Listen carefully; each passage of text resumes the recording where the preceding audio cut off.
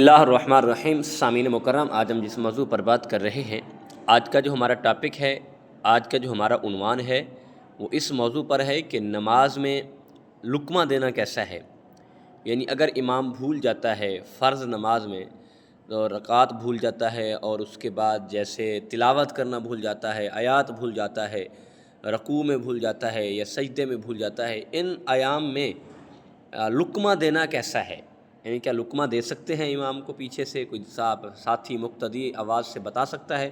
تو آج اس مسئلے پہ ہم آپ کو آگاہ کرنے جا رہے ہیں، آج ہم آپ کو بتانے جا رہے ہیں انشاءاللہ العزیز۔ اگر آپ سنیں گے تو اس کا آپ کو بہت بڑا فائدہ ہوگا۔ تو دیکھیں، سب سے پہلی بات تو یہ ہے کہ جیسے ہم رمضان المبارک میں نماز تراویح پڑھتے ہیں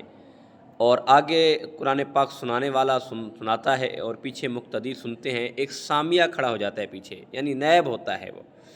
اگر وہ کہیں سے آیات بھول جاتا ہے، لفظ بھول جاتا ہے،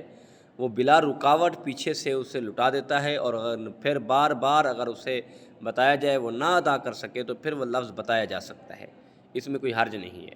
اور لیکن فرض نماز میں ہے اور تراویحوں میں فرق ہے۔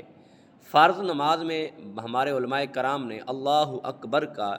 اجازت ہے کہ اللہ اکبر کر سکتے ہیں۔ اور دوسری بات یہ ہے کہ اگر امام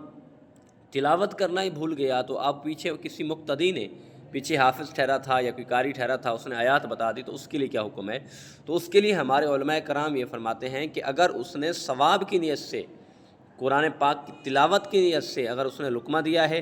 اس نے بتایا ہے، تو پھر تو کوئی حرج نہیں ہے، پھر یعنی وہ اس نماز ادا ہو جائے گی۔ اگر اس نے لقمے کی ہی نیت سے، یعنی اس غلطی کو غلطی سمجھنے کی ہی نیت سے اس نے اگر بتایا ہے تو پھر نماز مکروہ ہو جائے گی، کیونکہ اس کی نیت یہ تھی کہ ہم نے امام صاحب کو ہم نے لقمہ دے دیا، اب امام کو لفظ نہیں آتا تھا، اسے میں نے بتا دیا،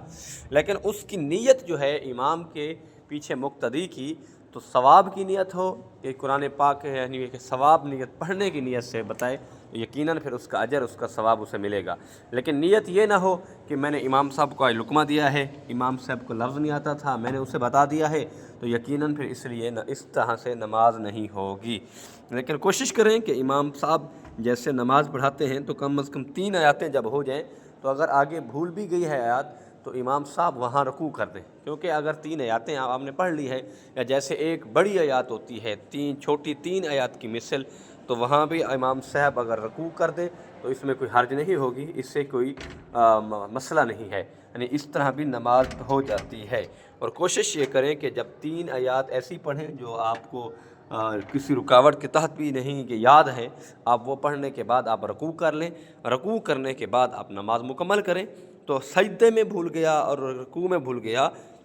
تو پیچھے مقتدی جو ہے وہ اللہ اکبر کہہ سکتا ہے، اللہ اکبر کر کے یعنی امام کو اس طریقے سے وہ بتا سکتا ہے، تو پھر یہ نماز ہماری مکمل ہو جائے گی۔ لیکن پھر بھی یہی بات ہے کہ اللہ اکبر کہے، یعنی یہ نہ ہو کہ سارے جتنے ہی مقتدی ہیں وہ سارے کہہ دیں اللہ اکبر نہیں، کوئی ایک بندہ